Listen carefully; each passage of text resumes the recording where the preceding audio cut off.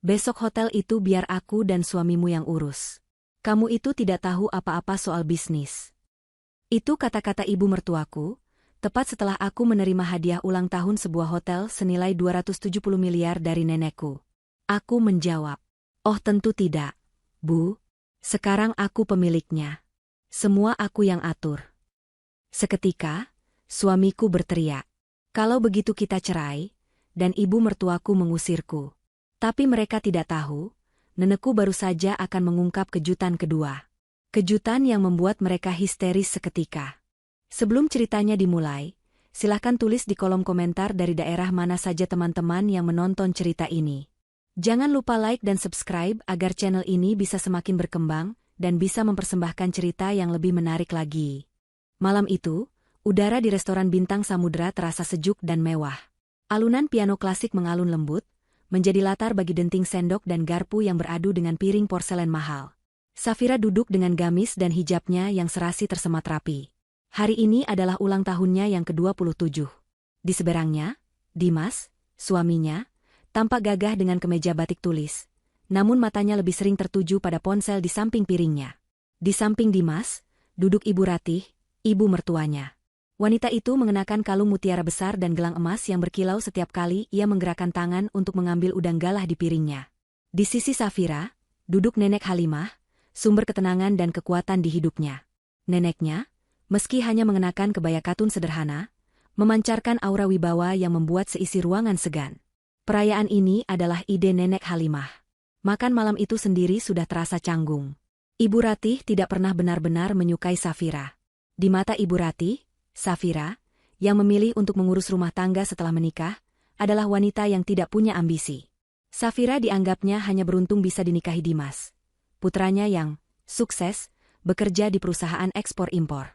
Kenyataannya, perusahaan itu pun sebenarnya dibantu modal awalnya oleh Nenek Halimah, fakta yang sering dilupakan oleh Dimas dan ibunya. "Safira, kamu tidak tambah gemuk ya, padahal di rumah saja kerjanya," ujar Ibu Ratih di sela-sela kunyahannya. Kalimat itu terdengar seperti pujian, namun nadanya jelas sebuah sindiran. Dimas hanya tertawa kecil, "Ibu ini bisa saja." Safira tersenyum tipis, menahan perih. "Alhamdulillah, Bu. Mungkin karena banyak bergerak di rumah," jawabnya sopan. Nenek Halimah hanya mengamati, matanya yang tajam merekam setiap interaksi. Setelah hidangan penutup disajikan, Nenek Halimah berdeham pelan. Alunan piano sejenak berhenti, seolah memberi jalan. "Kita semua berkumpul malam ini untuk merayakan hari jadi cucu saya, Safira," ucap Nenek Halimah, suaranya tenang namun memenuhi ruangan. Usia 27 adalah usia yang istimewa. Usia di mana seorang wanita telah matang, tahu apa yang dia mau, dan siap memegang tanggung jawab besar. Ibu Ratih memutar bola matanya sedikit, seolah bosan. Dimas tersenyum, mengira akan ada amplop tebal atau jam tangan baru lagi untuknya, yang mewakili istrinya. Nenek Halimah lalu mengeluarkan sesuatu dari tas tangannya. Bukan kotak perhiasan, bukan kunci mobil, melainkan sebuah map kulit berwarna merah marun. Beliau menyerahkannya melintasi meja kepada Safira. Tangan Safira sedikit gemetar saat menerimanya. Dia menatap neneknya, bingung. "Buka," kata Nenek Halimah lembut. Safira membuka map itu. Di dalamnya ada setumpuk dokumen legal, akta, dan sertifikat. Di halaman paling atas, tertera nama, Grand Halimah Hotel. "Nenek, ini apa?" bisik Safira, jantungnya mulai berdebar. "Itu hadiah ulang tahunmu, Cu," kata Nenek Halimah. "Sebuah hotel yang baru selesai dibangun di pusat kota. Semua atas namamu. Nilainya, jika harus diangkakan, mungkin sekitar 270 miliar. Hening. Denting sendok yang tak sengaja dijatuhkan pelayan di ujung ruangan terdengar, seperti hantaman gong. Safira membeku. Matanya membulat, menatap dokumen di tangannya lalu ke wajah neneknya. Air mata mulai menggenang. Ini bukan sekadar hadiah. Ini di luar nalar. Dia menoleh ke Dimas. Reaksi suaminya adalah sesuatu yang akan diingat Safira selamanya. Wajah Dimas pucat pasi, lalu memerah. Rahangnya mengeras. Ponsel yang tadi digenggamnya erat, terjatuh dari tangannya ke pangkuan. Tapi matanya tidak menatap Safira. Matanya menatap lurus ke arah ibunya, Ibu Ratih. Wajah Ibu Ratih lebih mengerikan.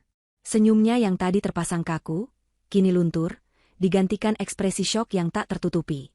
Mulutnya sedikit terbuka. Kilatan di matanya bukan kebahagiaan untuk menantunya. Itu adalah kilatan keserakahan murni, keterkejutan, dan kemarahan, seolah-olah hadiah ini adalah penghinaan baginya. "Selamat, Safira," desis Ibu Ratih, suaranya serak. Dia adalah orang pertama yang memecah keheningan. "Nenekmu baik sekali." Kata, "baik sekali," diucapkannya dengan penekanan aneh. Dimas buru-buru memungut ponselnya, lalu tertawa. Tawa yang terdengar sumbang dan dipaksakan. 270 miliar? Haha. Nenek serius? Ini luar biasa, sayang." Dimas meraih tangan Safira, tapi genggamannya terasa dingin dan terlalu kencang, seolah sedang mencengkeram properti, bukan tangan istrinya. Safira terlalu bingung untuk merespons. Dia hanya bisa menatap Nenek Halimah. "Nenek, ini terlalu banyak." Safira tidak bisa. Nenek Halimah mengatupkan tangannya di atas tangan Safira yang memegang map. "Bisa. Kamu bisa. Sudah waktunya kamu memegang apa yang menjadi hakmu. Nenek percaya padamu." Sisa makan malam itu berlalu dalam kabut yang aneh. Ibu Ratih dan Dimas tiba-tiba menjadi sangat pendiam. Mereka hampir tidak bicara, tapi Safira bisa melihat mereka berdua terus-menerus bertukar pandang, berbisik tegang saat Safira pura-pura melihat ke arah lain. Atmosfer perayaan telah lenyap, digantikan oleh ketegangan yang pekat. Saat mereka bersiap untuk pulang, Safira memeluk neneknya erat. Dia merasa aman dalam pelukan itu, namun juga merasa takut akan sesuatu yang tidak bisa ia jelaskan. Nenek Halimah balas memeluknya, lalu berbisik sangat pelan, tepat di telinga Safira, sehingga hanya dia yang bisa mendengar. "Jaga dirimu baik-baik, Cu. Hadiah ini adalah ujian." Kata-kata itu mengirimkan hawa dingin ke tulang punggung Safira. Ujian. Neneknya tahu apa yang akan terjadi. Perjalanan pulang ke rumah terasa sangat panjang. Di dalam mobil mewah yang dikemudikan Dimas, tidak ada sepatah kata pun yang terucap. Radio dimatikan. Satu-satunya suara adalah deru pelan mesin dan pendingin udara. Safira duduk di kursi penumpang, memeluk map merah marun itu di dadanya seperti perisai. Dia bisa merasakan kemarahan yang terpancar dari suaminya.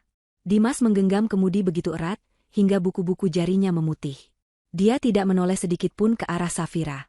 Di kursi belakang, Ibu Ratih juga diam seribu bahasa. Namun Safira bisa melihat dari spion tengah bagaimana wanita itu menatap tajam ke depan, bibirnya terkatup rapat membentuk garis tipis yang kejam.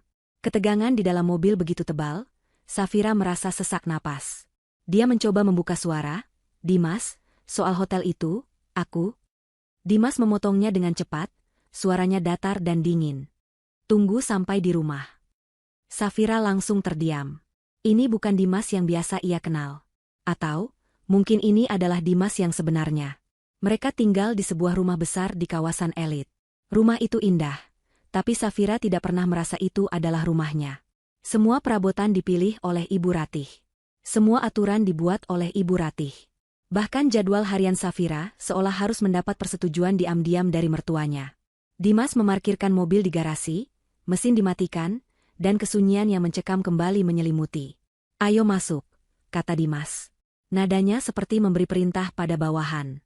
Mereka bertiga masuk ke dalam rumah. Lampu ruang tamu sudah menyala terang. Ibu Ratih tidak pulang ke paviliun samping yang biasa ia tempati. Dia langsung berjalan ke sofa utama dan duduk tegak, seolah seorang ratu yang siap memimpin sidang. Dia meletakkan tas tangannya yang mahal di meja dengan keras. Dimas berdiri di samping ibunya, menyilangkan tangan di dada. Dia menatap Safira. Safira berdiri di tengah ruangan, masih memeluk mapnya. Dia merasa seperti seorang terdakwa. Jadi, Ibu Ratih yang memulai. Suaranya tidak lagi disamarkan dengan kesopanan palsu. Suaranya tajam, penuh tuntutan. 270 miliar. Nenekmu benar-benar sudah tidak waras, memberikan mainan semahal itu pada anak kecil yang tidak tahu apa-apa. Hinaan itu menusuk langsung ke hati Safira. "Ibu." "Diam," bentak Ibu Ratih. "Kamu pikir kamu bisa apa dengan hotel itu? Kamu bahkan tidak bisa mengurus suamimu dengan benar tanpa bantuanku." Dimas hanya diam, membiarkan ibunya menyerang Safira. "Hotel itu," lanjut Ibu Ratih, "harus jadi bisnis keluarga. Kita tidak bisa membiarkan Safira yang tidak tahu apa-apa mengurus uang sebanyak itu." Dimas akhirnya angkat bicara, nadanya seolah-olah dia adalah penengah yang bijak, padahal jelas dia berpihak kemana. "Benar, sayang. Ibu lebih berpengalaman. Ini untuk kebaikan kita. Bayangkan, hotel itu bisa kita kembangkan. Aku bisa resign dan fokus di sana. Mata Ibu Ratih berkilat. Bagus. Besok hotel itu biar aku dan suamimu yang urus. Aku yang akan jadi direktur keuangan, Dimas yang jadi direktur utama. Kita juga kan keluarga. Lalu, dia menatap Safira dengan pandangan meremehkan. Kamu itu tidak tahu apa-apa soal bisnis. Kamu di rumah saja, terima uang bulanan. Itu lebih cocok untukmu. Safira mendengarkan semua itu. Dia merasakan amarah yang dingin mulai menjalar di dalam dirinya. Ini bukan lagi tentang hotel. Ini tentang harga dirinya yang diinjak-injak selama bertahun-tahun. Dia ingat bisikan neneknya. Hadiah ini adalah ujian. Safira menarik napas dalam-dalam. Dia meletakkan map itu di atas meja, di depan Ibu Ratih, tapi tidak melepaskannya. Dia menatap mata ibu mertuanya, lalu beralih ke suaminya. Oh tentu tidak, Bu, ucap Safira. Suaranya pelan, tapi mantap. Jelas dan tanpa keraguan. Ruangan itu mendadak senyap. Ibu Ratih dan Dimas tampak terkejut.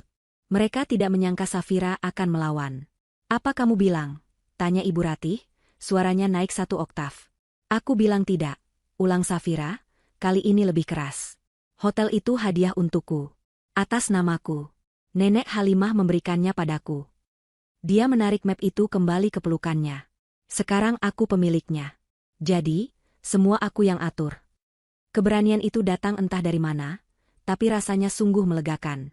Wajah Dimas memerah padam. Dia tidak menyangka istrinya yang penurut bisa membantah. Safira, berani kamu bicara seperti itu pada ibu? Teriak Dimas. Kamu sudah gila karena uang? Aku hanya menyatakan apa yang menjadi hakku, kata Safira tenang. Itu hotelku. Kemarahan Dimas meledak. Topeng suami yang baik dan sabar itu hancur berkeping-keping. Oh, jadi sudah merasa hebat? Merasa jadi pemilik hotel?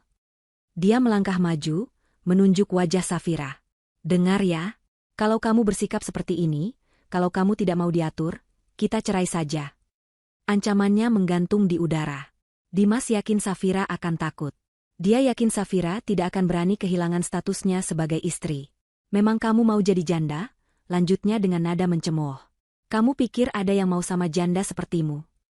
Safira tertegun mendengar kata cerai. Hatinya sakit, tapi dia tidak menangis. Dia justru melihat suaminya dengan lebih jelas. Inilah nilai dirinya di mata Dimas. Ibu Ratih, melihat Safira hanya diam, merasa menang.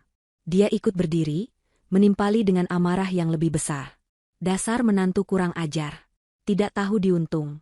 Sudah dikasih hati minta jantung. Kamu itu cuma parasit di keluarga ini. Wanita itu melotot, jarinya menunjuk lurus ke pintu depan. Mulai malam ini, angkat kaki dari rumah ini. Pergi kamu. Bawa hotelmu itu dan jangan pernah kembali. Suasana menjadi hening seketika setelah teriakan terakhir Ibu Ratih. Safira berdiri sendirian, diancam cerai oleh suaminya dan diusir dari rumah oleh ibu mertuanya, semua di malam ulang tahunnya. Teriakan Ibu Ratih masih menggema di ruang tamu yang mendadak sunyi. Pergi kamu. Telinga Safira berdenging. Dia berdiri terpaku, menatap 2 orang yang selama ini menjadi bagian terdekat dalam hidupnya.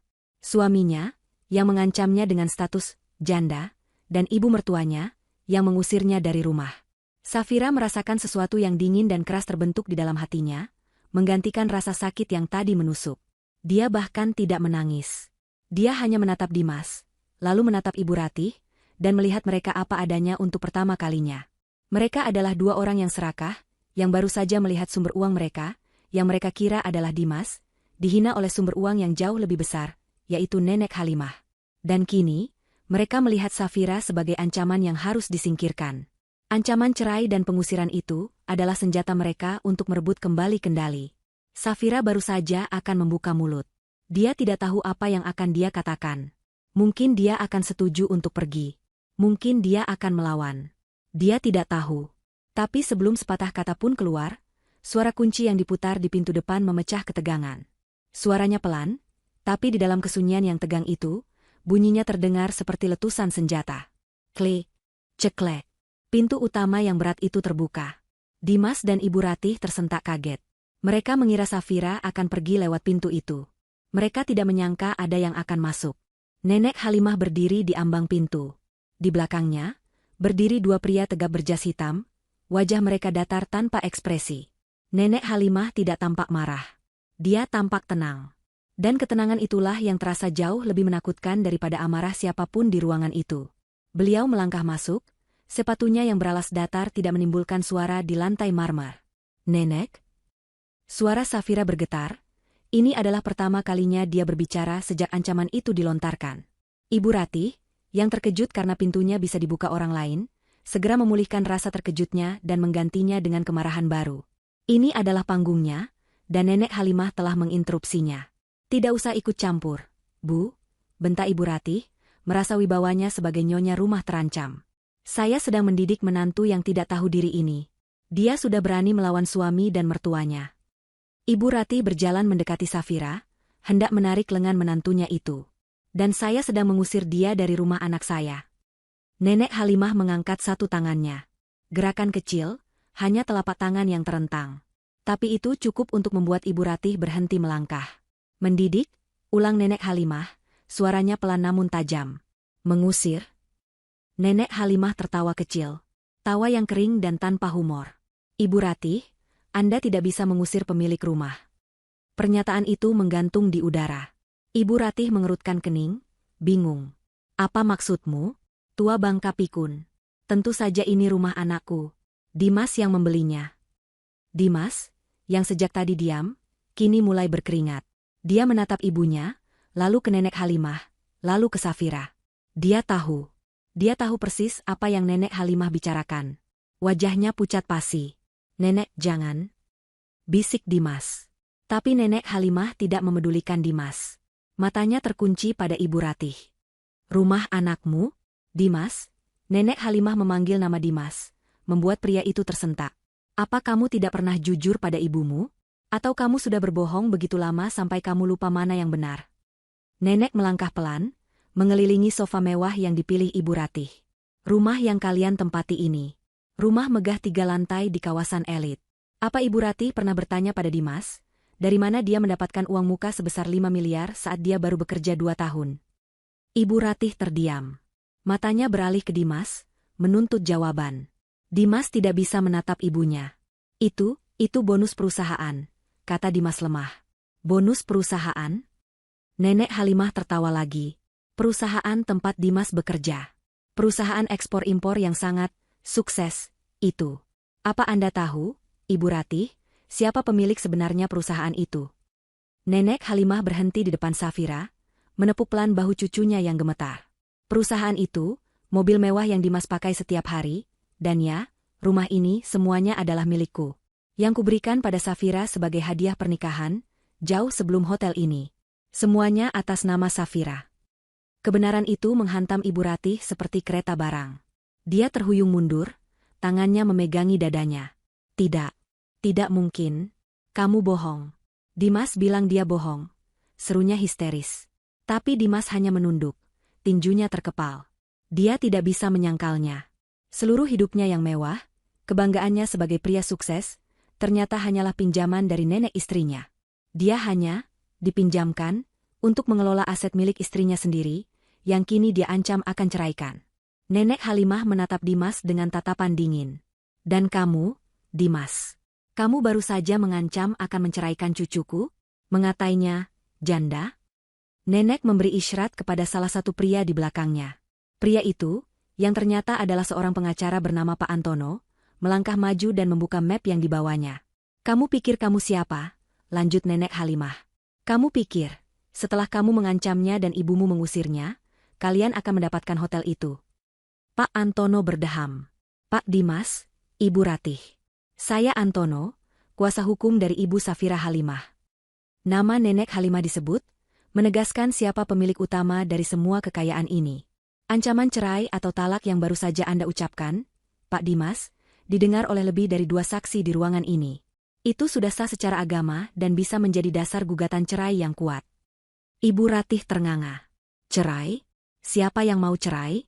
Kita tidak bicara soal cerai. Pak Antono menatapnya datar. Suami klien saya baru saja meneriakkan, kita cerai saja. Klien saya, Ibu Safira, menerima ucapan itu sebagai niat talak. Tidak, jerit Dimas, akhirnya sadar dari kebekuannya. Aku tidak bermaksud begitu. Aku emosi. Safira, sayang, aku emosi. Nenek Halimah memotongnya. Sudah terlambat. Kesabaranku sudah habis. Bertahun-tahun aku diam melihat cucuku direndahkan di rumahnya sendiri. Diperlakukan seperti pembantu olehmu, Ratih. Dan dikhianati olehmu, Dimas, yang lebih memilih menuruti keserakahan ibumu daripada membela istrimu. Nenek menatap Safira. Map hotel itu. Ambil. Safira, yang masih syok, mengangguk dan mengambil map hotel yang tadi diletakkannya di meja. Dan sekarang, kata Nenek Halimah, suaranya kembali tenang. Ini adalah rumah cucu saya, Safira. Dan kalian berdua adalah tamu yang tidak diundang. Ibu Rati gemetar, bukan lagi karena marah, tapi karena takut.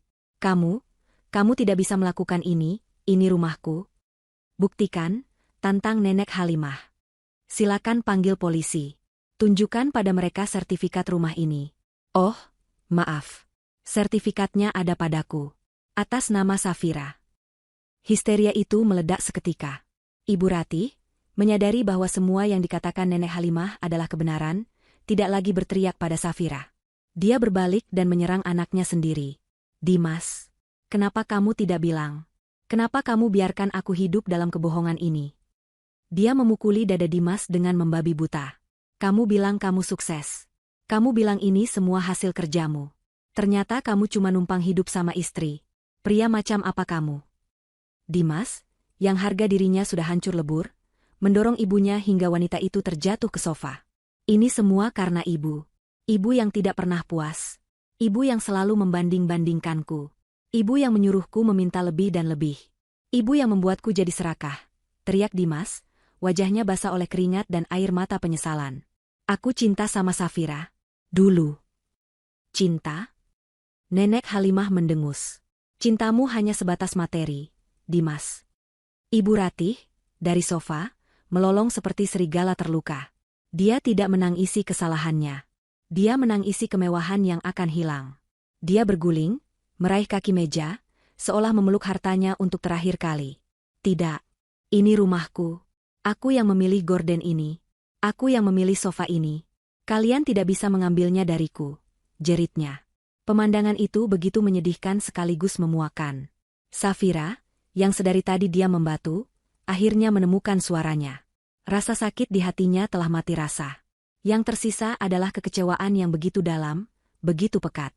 Dia menatap Dimas, pria yang dulu ia cintai, yang berjanji akan menjaganya di depan penghulu. Pria itu kini tampak kecil dan hina. Jadi, selama ini, bisik Safira, semua perlakuanmu, semua kata-kata manismu, itu karena aku punya akses ke uang nenek. Dimas tidak sanggup menatap mata istrinya. Dia jatuh berlutut. Bukan di depan Safira, tapi di depan Nenek Halimah. Nek, ampun. Nek, saya hilaf. Saya mohon, jangan ambil semuanya. Jangan ceraikan kami. Saya janji akan jadi suami yang baik untuk Safira. Saya akan melawan ibu saya. Saya janji. Ibu Ratih menjerit mendengar itu. Anak durhaka. Kamu lebih memilih perempuan ini daripada ibumu sendiri. Diam, Bu, bentak Dimas. Ibu tidak sadar kita akan jadi gelandangan malam ini. Pak Antono, sang pengacara, melangkah maju lagi, mengabaikan drama keluarga yang menjijikan itu. Nyonya Ratih, Pak Dimas. Klien kami, Ibu Safira, meminta Anda berdua untuk segera mengosongkan properti miliknya. Mengosongkan? Ibu Ratih bangkit. Sekarang? Ini sudah malam. Kami mau tidur di mana? Itu bukan urusan klien kami, jawab Pak Antono datar. Anda telah mengancam dan mengusir pemilik rumah yang sah. Status Anda kini adalah penerobos. Safira. Dimas merangkak, mencoba meraih kaki Safira. Sayang, tolong, jangan lakukan ini. Ini rumah kita. Safira mundur selangkah, seolah sentuhan Dimas bisa menularkan racun. Dia menatap wajah pria itu.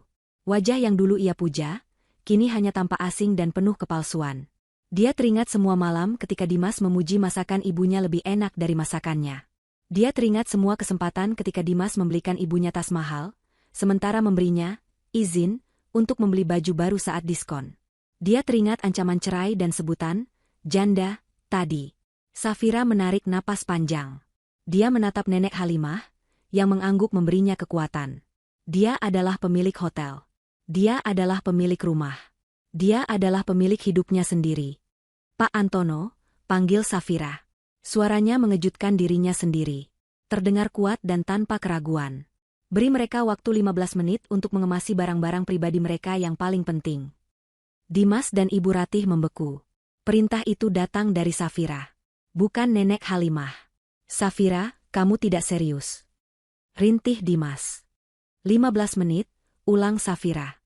Pria berjas satu lagi, yang ternyata adalah seorang petugas keamanan pribadi, akan mengantar kalian ke kamar untuk mengambil barang, dan memastikan kalian tidak mengambil apapun yang bukan milik kalian. Ibu Ratih pingsan. Kali ini benar-benar pingsan. Matanya memutar ke atas dan tubuhnya ambruk ke lantai. Dimas panik. Ibu.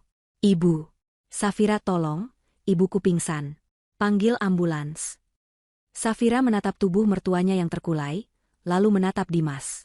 Nenek, apa kita punya nomor ambulans? Nenek Halimah tersenyum tipis. Pak Antono, tolong urus. Pengacara itu mengeluarkan ponselnya. Ambulans akan datang. Sambil menunggu, waktu 15 menit Anda sudah berjalan, Pak Dimas. Sebaiknya Anda mulai berkemas untuk Anda dan ibu Anda. Dimas terbelah. Antara ibunya yang pingsan dan ancaman kehilangan segalanya. Dia meraung frustrasi. Dia berlari ke atas, ke kamarnya dan Safira, mantan kamarnya, dan terdengar suara barang-barang dilempar. Petugas keamanan mengikutinya dari belakang. Safira tetap di ruang tamu. Dia tidak naik. Dia tidak ingin melihat kamar itu lagi. Tak lama kemudian, petugas medis datang bersamaan dengan keluarnya Dimas membawa satu koper besar dan satu tas jinjing milik ibunya. Ibu Ratih, yang ajaibnya siuman tepat saat petugas medis mengangkatnya ke tandu, mulai meratap lagi. Hartaku, tasku, perhiasanku. Sudah di dalam tas, Bu, desis Dimas, malu. Mereka digiring keluar pintu. Di ambang pintu, Dimas berhenti. Dia menoleh ke belakang. Menatap Safira, yang berdiri tegak di samping neneknya, memeluk map hotelnya. Wajahnya basah oleh air mata, tapi bukan air mata penyesalan. Itu air mata kemarahan dan kekalahan. Safira, kamu akan menyesal? Ancamnya lemah. Safira menatapnya lurus di mata. Kamu bilang, aku akan jadi janda. Kamu salah. Suaranya dingin dan menusuk. Aku akan jadi wanita bebas yang kaya raya. Dan kamu, yang baru saja mengancam akan menceraikanku di depan saksi, kamu yang akan jadi gelandangan. Safia mengangguk ke petugas keamanan. Pintu ditutup. Suara raungan ambulans dan teriakan Ibu Ratih perlahan menjauh. Safira bersandar di pintu, kakinya tiba-tiba terasa lemas seperti jeli. Dia menatap Nenek Halimah, dan akhirnya, air mata haru dan kelegaan itu mengalir. Pagi hari datang dengan keheningan yang asing. Untuk pertama kalinya dalam 3 tahun pernikahannya, Safira bangun di kamarnya sendirian.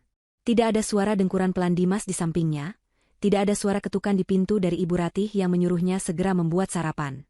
Yang ada hanya hamparan sprei dingin di sisi lain tempat tidur dan cahaya matahari pagi yang menembus gorden tebal, menerangi debu-debu yang berterbangan. Keheningan itu terasa memekakan telinga.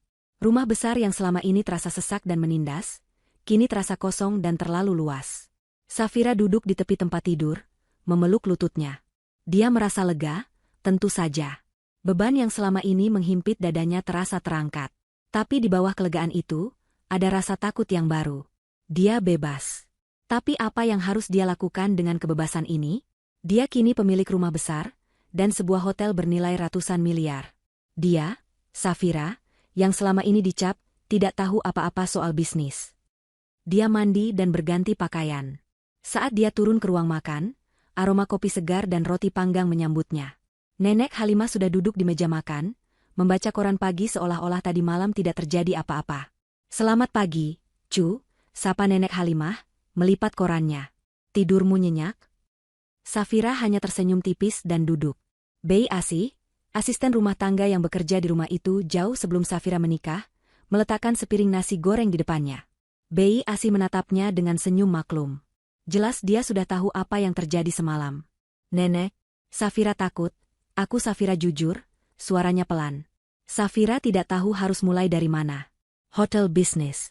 Safira benar-benar tidak tahu apa-apa, seperti kata Ibu Ratih. Nenek Halimah meletakkan cangkir kopinya. Beliau meraih tangan cucunya. Kamu pikir nenek akan memberikan mainan 270 miliar pada orang yang tidak tahu apa-apa? Nenek Halimah tersenyum misterius. Safira, ingat saat nenek memintamu mengurus pembukuan yayasan amal kita 3 tahun lalu? Kamu bilang itu terlalu rumit. Safira ingat, Nek, laporannya berantakan. Dan kamu merapikannya, lanjut nenek. Ingat saat nenek memintamu menganalisis proposal investasi dari 3 perusahaan rintisan tahun lalu? Kamu bilang kamu tidak mengerti. Safira hanya memilih yang paling masuk akal, yang produknya jelas, kata Safira. Dan perusahaan itu sekarang nilainya naik 3 kali lipat, kata nenek Halimah. Dan ingat saat nenek memintamu meninjau ulang semua kontrak vendor untuk catering haji kita?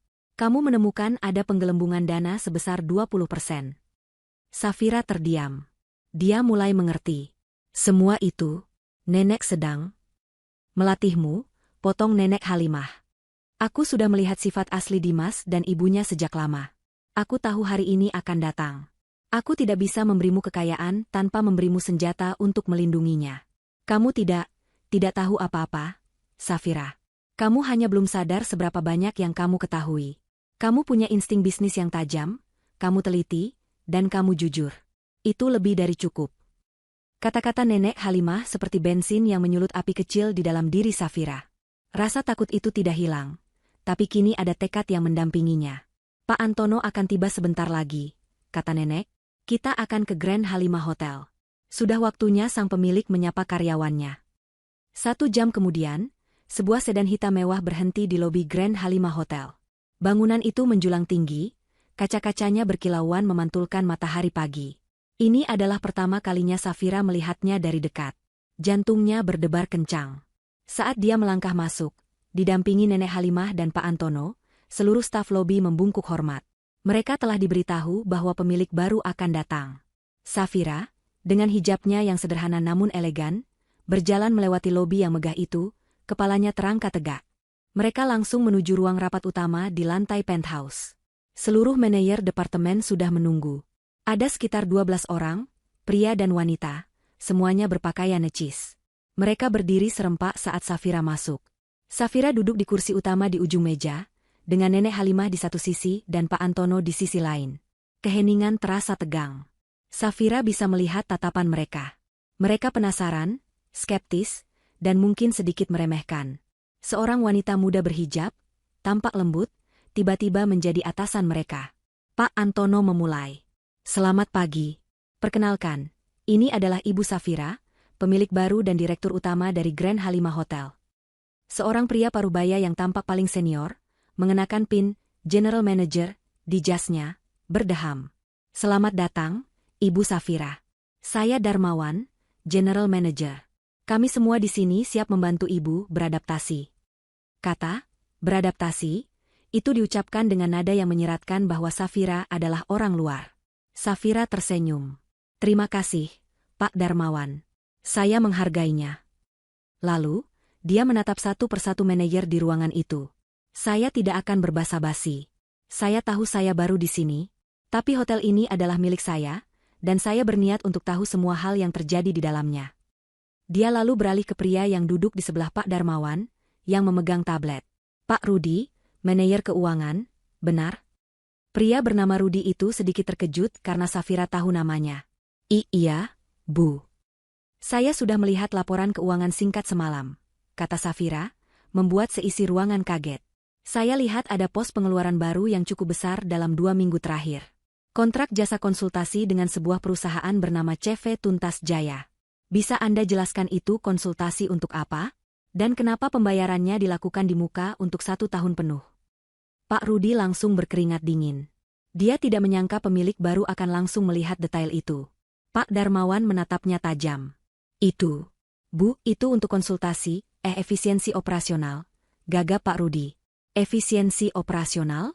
Tapi saya lihat di laporan lain, biaya operasional kita justru naik 5% minggu lalu.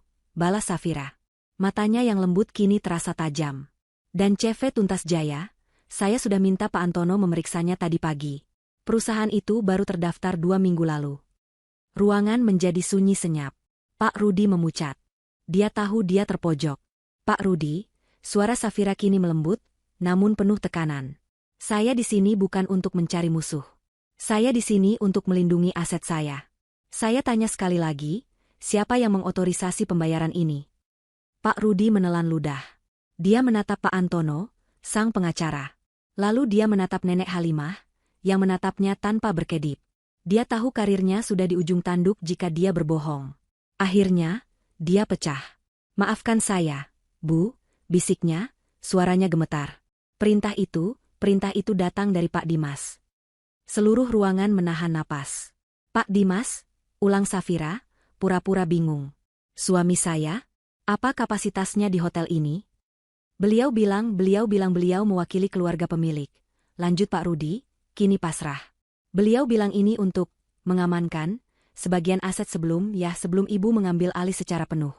Beliau yang membawa kontraknya dan memaksa saya memproses pembayarannya hari itu juga. Beliaulah yang menyuruh saya membuat kontrak konsultasi palsu itu. Pengakuan itu adalah bom. Safira merasakan getaran kemenangan yang dingin. Ini adalah langkah pertamanya. Dia menatap seluruh manajer. Mulai hari ini, katanya tegas, saya umumkan akan ada audit eksternal penuh untuk semua departemen. Dan Pak Rudi, terima kasih atas kejujuran Anda. Tolong berikan semua dokumen terkait CV Tuntas Jaya dan semua korespondensi Anda dengan Pak Dimas kepada Pak Antono. Sementara Safira mengambil langkah pertamanya sebagai Ratu Hotel, Dimas dan Ibu Ratih merasakan kejatuhan pertama mereka. Ambulans yang membawa Ibu Ratih yang pingsan tadi malam, setelah diperiksa di UGD dan dinyatakan sehat walafiat, menagih mereka biaya penuh karena dianggap panggilan palsu. Mereka tidak punya uang tunai sebanyak itu.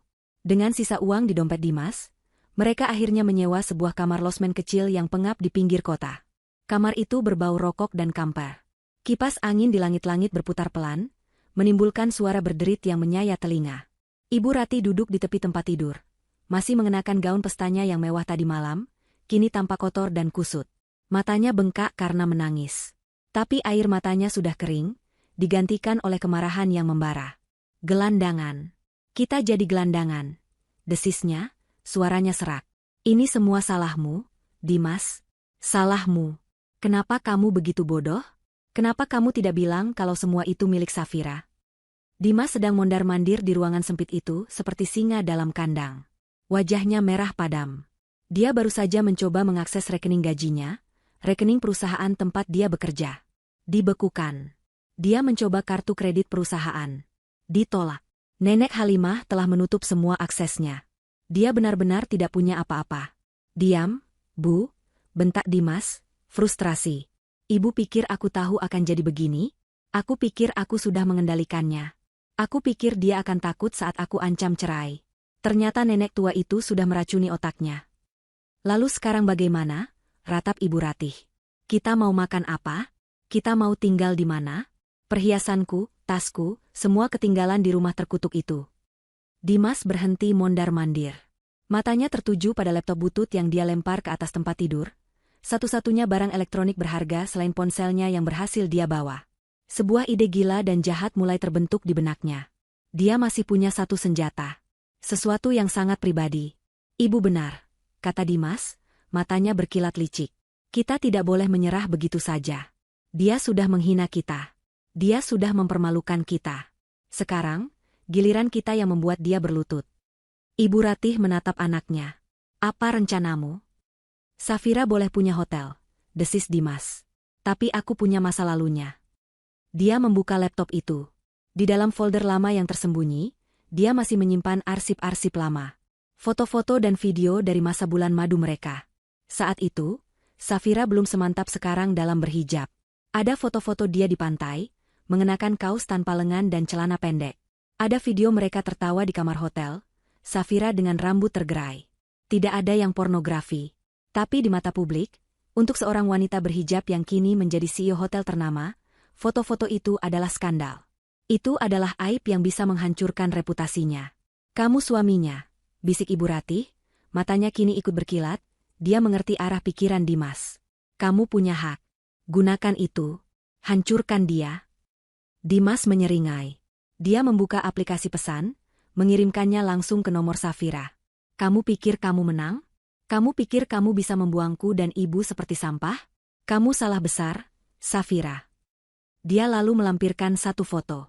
Foto Safira yang sedang tertawa, rambutnya basah tergerai di tepi kolam renang. Aku punya banyak foto, liburan, kita. Foto-foto yang menunjukkan, Bu CEO, yang asli itu seperti apa. Aku yakin para manajer barumu akan suka melihat ini. Transfer 50% nilai hotel itu ke rekening baruku dalam 24 jam.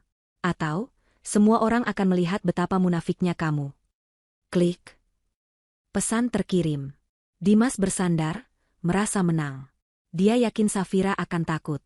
Dia yakin Safira akan melakukan apa saja untuk menjaga citra wanita solehahnya.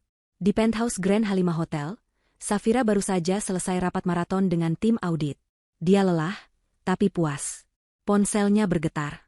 Dia membukanya, mengira itu dari Nenek Halimah. Matanya terpaku pada layar. Foto itu. Kenangan itu. Lalu pesan ancaman di bawahnya. Perutnya serasa melilit. Rasa mual naik ke tenggorokannya. Ini berbeda. Ini bukan tentang uang atau rumah. Ini tentang kehormatannya. Dia merasa telanjang. Dia merasa kotor. Dia merasa seperti yang Dimas inginkan, lemah dan takut. Tangannya gemetar. Dia segera berlari ke kantor Nenek Halimah yang berada di sebelah ruangannya. Nenek Halimah dan Pak Antono sedang meninjau dokumen saat Safira masuk tanpa mengetuk. Wajahnya pucat pasi. "Nek?" bisiknya, menyerahkan ponsel itu. Nenek Halimah melihat foto itu, lalu membaca pesannya. Wajahnya yang tenang langsung mengeras. "Pria hina," desisnya, suaranya penuh racun. Pak Antono membacanya dari balik bahu nenek. "Safira? Safira harus bagaimana? Nek? Kasih saja yang dia minta." Safira tidak mau foto-foto itu. Safira mulai terisak.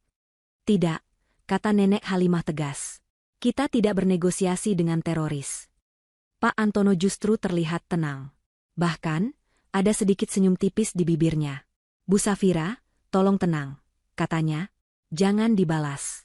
Jangan katakan apa-apa." "Tapi Pak, ini," kata Pak Antono, menunjuk ponsel Safira, "adalah anugerah. Hadiah terbaik yang bisa dia berikan pada kita." Safira dan Nenek Halimah menatapnya bingung. "Suami Anda," lanjut Pak Antono, "baru saja melakukan 2 tindak pidana sekaligus. Pemerasan, dan pelanggaran berat Undang-Undang ITE tentang penyebaran konten pribadi tanpa izin.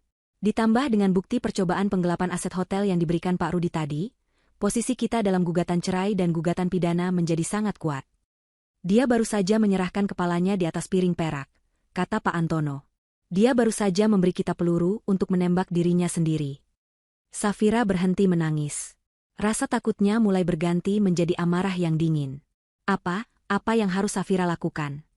"Kita akan segera mendaftarkan gugatan cerai talak hari ini juga," jelas Pak Antono. "Dan kita akan membuat laporan polisi atas percobaan pemerasan ini. Biarkan dia menunggu transfer yang tidak akan pernah datang. Biarkan dia cemas. Dalam kepanikannya, dia pasti akan membuat kesalahan lagi." Safira menarik napas dalam-dalam. Dia menatap Pak Antono, lalu Nenek Halimah. Dia mengangguk. "Lakukan, Pak Antono," katanya, suaranya kini stabil. "Gunakan semua yang perlu. Saya tidak mau melihat wajahnya lagi, kecuali di pengadilan." Waktu 24 jam yang diancamkan oleh Dimas berlalu dalam keheningan. Di kamar losmen yang pengap, Dimas dan Ibu Ratih menatap layar ponsel, menunggu balasan yang tidak kunjung datang. Tidak ada panggilan panik dari Safira. Tidak ada tawaran negosiasi. Tidak ada transfer uang sepeser pun. Yang ada hanya gambar centang 2 berwarna biru di aplikasi pesan, menunjukkan bahwa ancaman itu telah dibaca. Keheningan ini jauh lebih menakutkan daripada kemarahan. "Dia mengabaikan kita," desis Ibu Ratih, kukunya yang patah-patah mengetuk-ngetuk meja kayu yang lapuk. "Beraninya dia. Setelah apa yang kamu kirim, dia masih berani diam." Dimas merasakan gelombang frustrasi yang memuakan. Senjata terakhirnya, aib pribadi Safira, ternyata tidak ampuh. Atau, lebih buruk lagi, Safira tidak peduli. Dia pasti sedang panik. "Bu, dia sedang memberitahu neneknya. Dia sedang bingung," kata Dimas, lebih untuk meyakinkan dirinya sendiri. "Kita tunggu. Dia pasti akan membalas." Tapi di penthouse Grand Halimah Hotel, tidak ada kepanikan. Yang ada adalah strategi. Sementara Pak Antono dan tim hukumnya menyusun laporan polisi dan gugatan cerai, Nenek Halimah melakukan langkahnya sendiri. Beliau tidak percaya bahwa keserakahan Dimas dan Ibu Ratih hanya didorong oleh keinginan untuk kaya. Ibu Ratih, khususnya.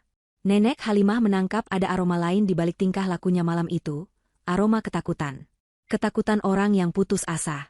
Pagi itu, beliau memanggil seseorang ke ruang kerjanya. Bukan pengacara, bukan pula manajer hotel. Pria itu datang tanpa jas, hanya mengenakan kemeja batik pudar, dan membawa aura pengamat yang senyap. Dia adalah Pak Yanto, seorang investigator swasta yang telah lama menjadi mata dan telinga Nenek Halimah di berbagai lingkarannya. Yanto, kata Nenek Halimah langsung ke intinya, saya mau kamu cari tahu semua tentang Ratih, ibunya Dimas. Bukan data KTP. Saya mau tahu kebiasaannya, teman-temannya, musuhnya. Dan yang paling penting, Nenek Halimah menatap tajam, saya mau tahu utang-utangnya. Saya mencium bau judi. Pak Yanto mengangguk sekali, tidak bicara. Dia hanya menerima foto Ibu Ratih dan selembar cek. Dalam 1 jam, dia sudah pergi. Di sisi lain hotel, Safira memimpin perangnya sendiri. Berbekal temuan awal dari manajer keuangan Pak Rudi, tim audit eksternal yang baru ia tunjuk mulai bekerja. Mereka seperti tim bedah yang membuka lapisan demi lapisan operasional hotel. Dan apa yang mereka temukan sungguh mengejutkan. Ternyata, percobaan penggelapan dana oleh Dimas melalui CV fiktif itu hanyalah puncak dari gunung es. Audit menemukan bahwa Pak Darmawan, sang general manager yang tampak begitu profesional, telah menjalankan sistem kerajaan kecilnya sendiri. Kontrak suplai bahan makanan ke dapur utama hotel dimonopoli oleh satu perusahaan. Saat ditelusuri, perusahaan itu milik ipar Pak Darmawan. Kontrak jasa kebersihan dan pertamanan diberikan ke vendor lain dengan harga 30% lebih mahal dari harga pasar. Vendor itu, setelah diselidiki, ternyata mentransfer biaya komisi bulanan ke rekening pribadi atas nama istri Pak Darmawan. Dimas, dalam keserakahannya yang terburu-buru, hanya memanfaatkan sistem korup yang sudah ada.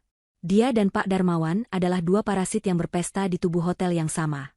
Siang itu, Safira memanggil Pak Darmawan ke ruangannya. Pak Antono dan 2 auditor telah menunggunya. Pak Darmawan, sapa Safira tenang, saya ingin menanyakan perihal kontrak dengan PT Boga Sejahtera. Pria itu masih mencoba tersenyum, meski kaku. Tentu, Bu, mereka vendor terbaik kami. Terbaik dalam menagih, mungkin, balas Safira. Auditor lalu menyajikan setumpuk bukti, faktur yang digelembungkan, catatan transfer bank rekening keluarganya, dan kesaksian dari koki kepala yang mengeluh kualitas bahan makanan sering di bawah standar. Wajah Pak Darmawan berubah dari porselen menjadi abu-abu. Dia tahu dia kalah. Ini kesalahpahaman. Ini adalah pencurian. Potong Safira, suaranya dingin. Pak Darmawan, Anda saya berhentikan saat ini juga, tanpa pesangon. Pak Antono akan mengurus tuntutan pidana atas penggelapan dana perusahaan. Silakan serahkan kartu akses Anda. Pak Darmawan ambruk di kursinya. Kejatuhannya, yang begitu cepat dan tegas, mengirimkan pesan ke seluruh penjuru hotel, era lama telah berakhir. Sementara itu, di losmen pengap, jam terus berdetak. 24 jam telah lewat. Dimas, dalam kemarahannya yang buta, melakukan kesalahan fatal kedua. Dia pikir aku bercanda, geramnya. Dia membuka akun media sosial baru dengan nama anonim. Dia mengunggah satu foto dari koleksinya. Foto itu tidak jelas, hanya menunjukkan bagian belakang kepala Safira dengan rambut yang sedikit basah. Dia menambahkan tulisan, penasaran dengan wajah asli Bu CEO Halimah? Ini baru permulaan. Lalu, dia menandai lokasi Grand Halimah Hotel. Waktumu habis, Safira. Bersiaplah jadi terkenal. Ketiknya di pesan baru ke Safira, melampirkan tautan ke akun tersebut. Tapi dia tidak tahu, tim keamanan digital Nenek Halimah sudah mengantisipasi ini. Dalam hitungan menit, akun itu dilaporkan secara massal dan ditangguhkan oleh platform. Foto itu lenyap bahkan sebelum sempat dilihat oleh siapapun. Malam harinya, Pak Yanto kembali menemui Nenek Halimah. Dia membawa sebuah map tipis. Sesuai dugaan Anda, Nyonya, katanya pelan. Ibu Ratih punya masalah besar. Utang judi. Awalnya arisan bodong, lalu masuk ke lingkaran judi kartu kelas atas. Kalah besar. Untuk menutupi itu, dia meminjam dari rentenir. Nenek Halimah mendengarkan dengan saksama. Berapa? Total utang pokoknya, dari 3 rentenir berbeda, sekitar 5 miliar rupiah. Dengan bunganya, mungkin sudah menyentuh 7 miliar, lapor Pak Yanto. Safira, yang baru bergabung setelah rapat, menutup mulutnya kaget. 5 miliar. Dia berencana menggunakan hotel itu, simpul Nenek Halimah. Dia ingin menjadikan hotel cucu saya sebagai mesin ATM pribadinya untuk membayar utang judinya. Ada lagi, Nyonya, lanjut Pak Yanto. Para penagih utang itu bukan orang sembarangan. Mereka sudah memberi Ibu Ratih batas waktu terakhir. Batas waktunya, kemarin. Mereka sedang kalap mencarinya. Nenek Halimah menatap laporan di tangannya. Sebuah alamat losmen tertera di sana. Pak Yanto sudah menemukannya. Mereka tahu Ibu Ratih kehilangan sumber uangnya, bisik Pak Yanto. Mereka tidak akan main-main lagi. Nenek Halimah terdiam sejenak. Lalu dia menatap Pak Yanto. Bagus. Sudah waktunya para penagih utang itu tahu di mana dia bersembunyi. Perang dimulai di dua front yang berbeda. Pagi-pagi sekali, Pak Antono, dengan setelan terbaiknya, melangkah keluar dari mobilnya di depan kantor polisi resor kota. Dia tidak datang dengan tangan kosong. Dia membawa map tebal berisi laporan resmi. Laporan itu atas nama Safira. Tuntutannya jelas. Percobaan pemerasan, pelanggaran berat Undang-Undang ITE pasal penyebaran konten pribadi, dan pencemaran nama baik. Buktinya tak terbantahkan. Ada tangkapan layar pesan ancaman pertama dari Dimas. Ada foto pribadi Safira yang dikirimkan. Ada tautan ke akun media sosial anonim yang sudah mati itu, lengkap dengan ancaman kedua. Polisi, melihat nama besar, Halimah, di balik laporan itu dan bukti digital yang begitu kuat, segera bertindak. Ini adalah kasus prioritas. Surat perintah penjemputan untuk Dimas segera diproses. Pada jam yang sama, di Pengadilan Agama, tim hukum Pak Antono yang lain mendaftarkan gugatan cerai talak. Gugatan itu bahkan lebih tebal. Isinya adalah rekaman lengkap dari malam ulang tahun Safira, termasuk ucapan talak eksplisit Dimas yang disaksikan oleh 3 orang. Ditambah lagi, bukti percobaan penggelapan dana hotel yang didapat dari Pak Rudi. Dan sebagai paku terakhir di peti mati pernikahan itu, dilampirkan pula salinan laporan polisi tentang pemerasan. Safira tidak menuntut apa-apa selain perceraian secepat mungkin dan penetapan bahwa Dimas tidak berhak atas 1 rupiah pun harta Gonogini, karena telah melakukan nusyus berat dan tindak kriminal terhadap istrinya. Proses hukum yang biasanya memakan waktu berbulan-bulan, kini dipercepat karena bukti yang luar biasa lengkap. Di front ketiga, yang lebih gelap dan tanpa hukum, Nenek Halimah mengeksekusi langkahnya. Melalui Pak Yanto, sebuah pesan anonim dikirim dari ponsel sekali pakai. Pesan itu singkat, dikirim ke nomor yang dikenal sebagai tangan kanan salah satu rentenir terbesar di kota. Isinya, Ratih, Losmen Melati, kamar 207. Jalan Kramat. Dia bersama putranya. Pesan terkirim. Ponsel itu dipatahkan dan dibuang ke sungai. Nenek Halimah mencuci tangannya, lalu kembali meminum teh paginya. Umpan telah disebar. Di kamar 207 Losmen Melati, suasana seperti di neraka. Dimas dan Ibu Ratih sedang berteriak satu sama lain. Bodoh, bodoh, jerit Ibu Ratih, melempar bantal butut ke arah Dimas.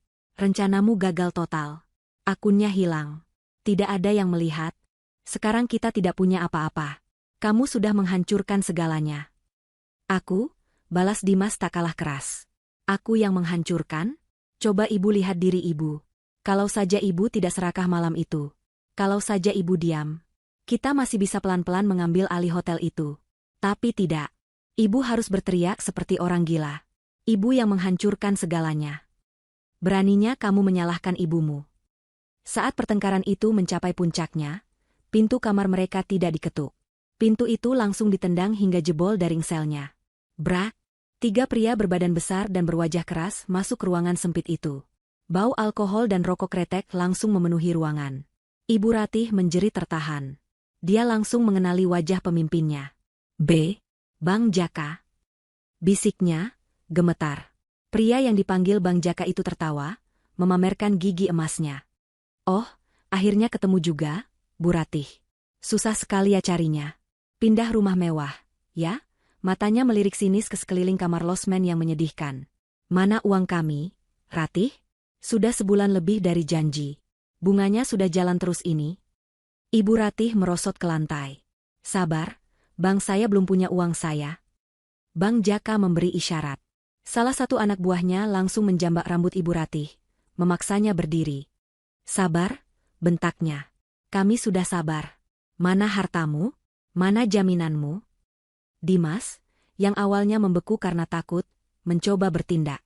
Hei, jangan sentuh ibu saya. Kalian siapa? Bang Jaka menoleh ke Dimas. Dia mengamati Dimas dari atas ke bawah. "Oh, ini, investasi, barumu, Ratih? Ini putramu yang katanya, sukses, itu."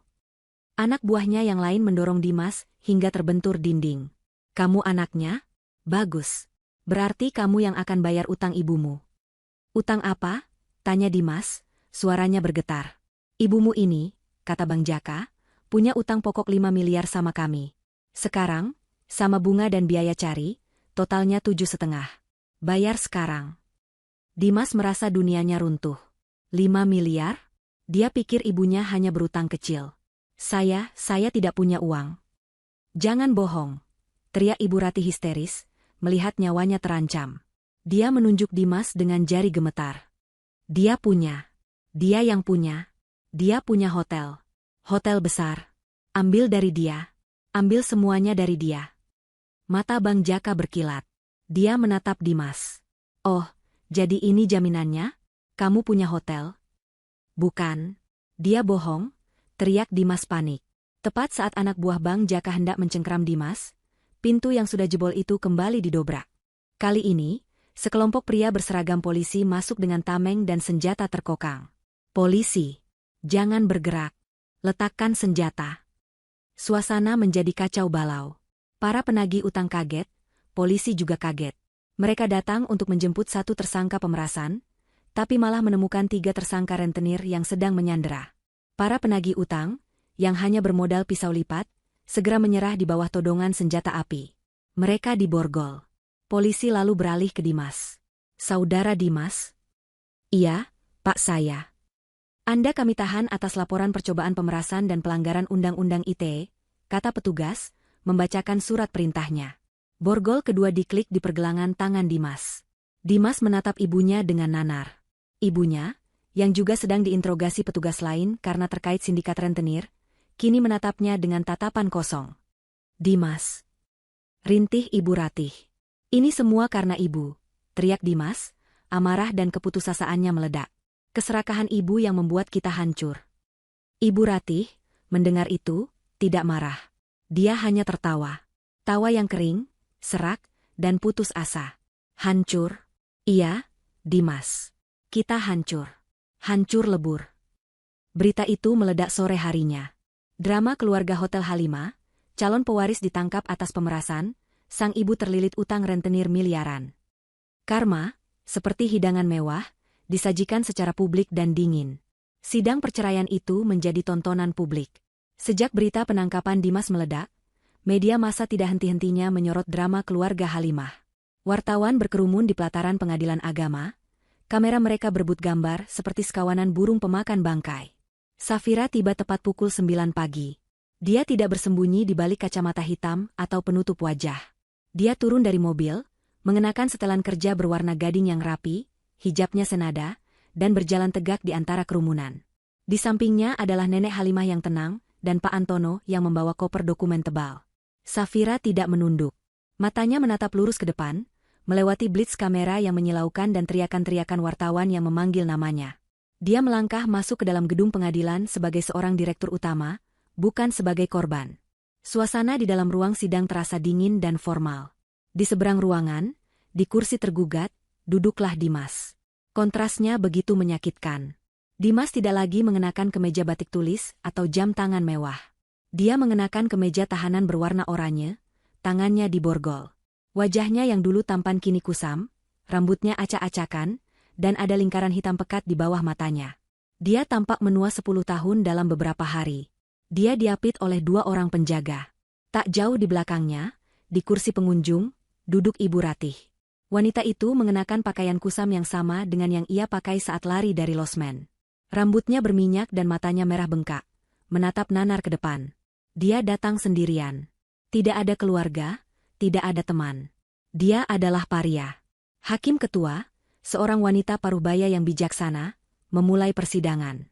Karena bukti yang luar biasa lengkap dan sifat kasus yang mendesak, melibatkan tindak pidana, sidang itu berjalan cepat. Pak Antono berdiri. Dia tidak perlu banyak bicara. Dia hanya membeberkan bukti-buktinya satu persatu dengan metodis. "Yang mulia," katanya, suaranya tenang dan jelas. "Kami mendaftarkan gugatan cerai talak.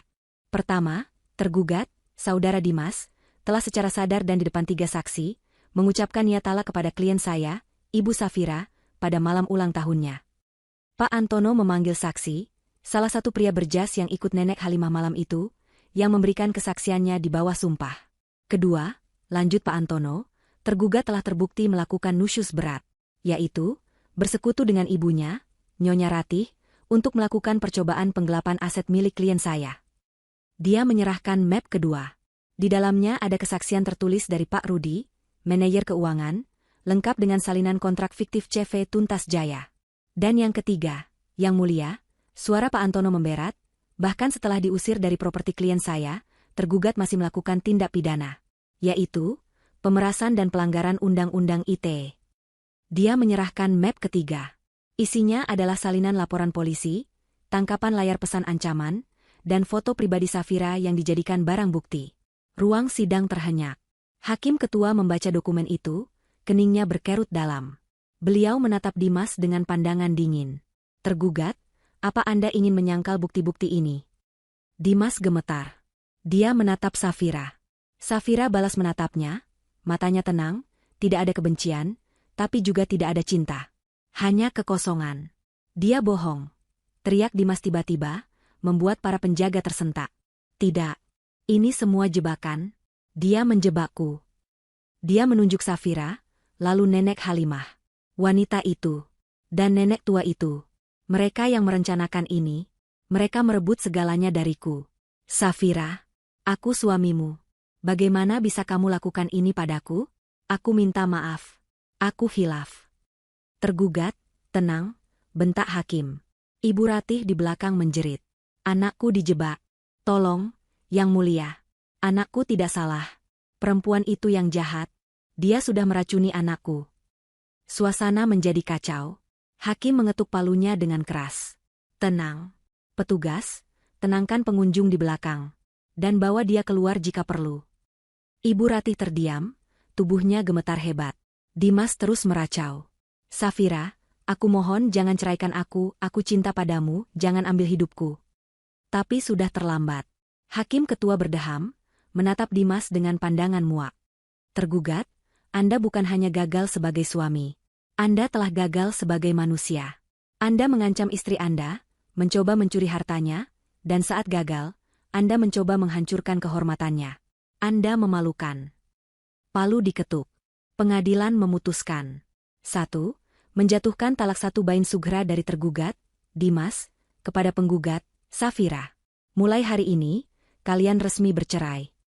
Dimas membeku. 2. Lanjut hakim, karena perceraian ini didasarkan pada kesalahan berat dan tindak kriminal yang dilakukan oleh tergugat, maka hak tergugat atas harta Gonogini dinyatakan gugur seluruhnya. Palu kedua diketuk. Itu adalah paku terakhir di peti mati Dimas. Dia tidak mendapat sepeser pun. Ibu Ratih di belakang meraung histeris. Dia tahu ini adalah akhir. Dimas terduduk lemas, borgolnya berdenting. Dia bukan lagi siapa-siapa. Dia tidak punya istri, tidak punya rumah, tidak punya perusahaan, dan tidak punya harta. Dia hanya punya seragam oranye dan kasus pidana yang menantinya. Safira menutup matanya sejenak, menarik napas panjang. Dia tidak merasa menang. Dia hanya merasa bebas. Dia berdiri, membungkuk hormat kepada hakim, lalu berbalik. Dia berjalan keluar dari ruang sidang tanpa menoleh ke belakang. Dia tidak perlu melihat Dimas yang diseret petugas. Dia tidak perlu mendengar raungan Ibu Ratih yang memanggil-manggil namanya. Di luar, blitz kamera kembali meledak. Tapi kali ini, Safira berhenti. Dia berdiri di depan puluhan mikrofon. Hari ini, katanya, suaranya jelas dan disiarkan ke seluruh negeri. Keadilan telah ditegakkan. Sistem hukum telah melindungi saya. Saya berterima kasih. Seorang wartawan berteriak, Ibu Safira, apa pesan Anda untuk suami Anda? Safira menatap lurus ke kamera. Dia bukan lagi suami saya. Mulai hari ini, saya hanya akan fokus untuk maju, memimpin Grand Halimah Hotel, dan memastikan apa yang terjadi pada saya, tidak terjadi pada wanita lain. Dia membungkuk sedikit, lalu berjalan menembus kerumunan. Nenek Halimah menggandeng lengannya erat. Saat dia masuk ke mobil, dia melihat sekilas. Dimas sedang didorong masuk ke mobil tahanan. Di sisi lain pelataran, Ibu Ratih duduk sendirian di bangku taman, menangis histeris, diabaikan oleh semua orang. Safira memalingkan wajahnya dan tidak pernah menoleh ke belakang lagi. 2 tahun berlalu. Kota Jakarta telah banyak berubah, begitu pula Grand Halimah Hotel. Di bawah kepemimpinan Safira, hotel itu tidak hanya pulih, tapi melesat menjadi standar baru kemewahan dan pelayanan. Safira, yang dulu diremehkan sebagai wanita rumahan yang tidak tahu apa-apa, kini menjadi salah satu wajah baru di dunia bisnis Indonesia. Fotonya menghiasi sampul majalah bisnis, bukan sebagai korban atau janda kaya, tapi sebagai CEO inovatif tahun ini. Dia merombak total manajemen hotel, mempromosikan Pak Rudi yang jujur menjadi direktur keuangan yang baru, dan membangun tim yang solid berdasarkan integritas, bukan nepotisme. Hotel itu kini memiliki 3 cabang baru yang sedang dibangun di Bali dan Surabaya. Hari itu, Safira berdiri di podium di ballroom utama hotelnya sendiri. Ratusan tamu penting, pejabat, dan wartawan hadir. Dia tidak lagi mengenakan setelan gading yang kaku. Dia mengenakan gaun batik modern yang dirancang khusus, hijabnya memancarkan keanggunan. Dia tidak sedang meresmikan hotel baru. Hari ini, dia meresmikan Yayasan Halimah Cahaya Ibu. Saya berdiri di sini, kata Safira, suaranya menggema di ruangan, bukan hanya sebagai CEO. Saya berdiri di sini sebagai seorang wanita yang pernah merasa takut dan tidak berdaya. Saya pernah diancam. Saya pernah direndahkan. Dan saya tahu, di luar sana, ada ribuan wanita lain yang masih terjebak dalam situasi itu. Matanya menatap lurus ke hadirin, penuh empati dan kekuatan. Yayasan ini adalah janji saya. Janji yang dibuat dari rasa sakit saya sendiri. Kami akan memberikan perlindungan hukum gratis, pelatihan keterampilan bisnis, dan tempat tinggal aman bagi para wanita dan anak-anak korban kekerasan dalam rumah tangga. Kami akan mengubah ketakutan mereka menjadi kekuatan. Di barisan depan, Nenek Halimah menyeka air mata harunya. Beliau tidak bisa lebih bangga lagi. Cucunya telah melewati ujian terberat dalam hidupnya dan keluar bukan hanya sebagai pemenang, tapi sebagai pelindung bagi orang lain. Tepuk tangan membahana. Safira turun dari panggung, dan dia kini benar-benar menjadi ratu.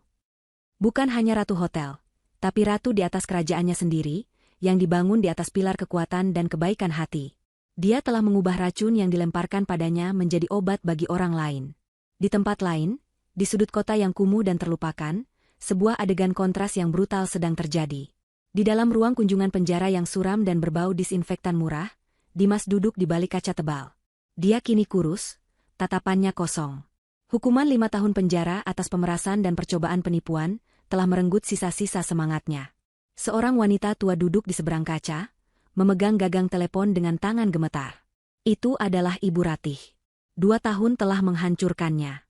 Dia tidak lagi tinggal di rumah mewah, atau bahkan losmen. Dia tinggal di sebuah kamar kos sempit, hasil belas kasihan seorang kerabat jauh. Untuk menyambung hidup, dia bekerja. Dia bekerja sebagai pencuci piring di sebuah warung makan Padang dekat terminal. Seluruh hartanya yang disita rentenir tidak pernah kembali. Dia hidup dalam kemiskinan yang dulu selalu ia hina. "Kamu bawa apa?" tanya Dimas, suaranya datar, melalui telepon internal yang berderit. Ibu hanya punya sedikit nasi bungkus." Bisik Ibu Ratih, malu. "Nasi lagi?" bentak Dimas. "Aku butuh uang, Bu, bukan nasi." Di dalam sini keras. "Ibu tidak mengerti?" "Ibu tidak punya uang, Dimas." Ratap Ibu Ratih. "Gaji ibu habis untuk bayar sewa kos. Kamu pikir ibu hidup enak? Ini semua karena kamu. Kalau saja kamu tidak bodoh. Kalau saja kamu dengar kata ibu dari awal untuk menguasainya pelan-pelan." "Sudah terlambat menyalahkan, Bu," balas Dimas, amarahnya tersulut. "Ini semua juga karena keserakahan ibu. Utang judi 5 miliar. Ibu gila. Ibu yang menyeretku ke neraka ini." "Anak durhaka," jerit Ibu Ratih, memukul kaca. Petugas penjara segera membentaknya. Waktu kunjungan habis. Telepon dimatikan. Dimas digiring kembali ke selnya. Ibu Ratih berjalan keluar dari penjara, gontai. Dia kembali ke warung makan tempatnya bekerja. Bau gulai dan keringat menyengat hidungnya. Dia berjalan ke dapur belakang yang kotor, untuk melanjutkan tumpukan piring kotornya. Saat dia sedang menggosok panci gosong, sebuah televisi tua di sudut warung menyiarkan berita sore. Ibu Ratih tidak sengaja mengangkat wajahnya. Di layar itu, dia melihatnya. Dia melihat Safira. Safira yang bersinar, Safira yang cantik, Safira yang sedang diwawancarai tentang peluncuran yayasan barunya. Ibu Safira, Anda adalah inspirasi, kata si pembawa acara. Ibu Ratih membeku. Tangannya yang memegang sabut baja berhenti bergerak. Dia menatap wanita di layar itu. Wanita yang dulu ia sebut, tidak tahu apa-apa. Wanita yang ia usir. Wanita yang kini memiliki segalanya yang pernah ia impikan. Sementara dia, Ibu Ratih, tidak memiliki apa-apa selain tumpukan piring kotor dan penyesalan yang abadi. Dia tidak menangis. Air matanya sudah kering. Dia hanya menatap layar, kosong. Karma telah dibayar lunas.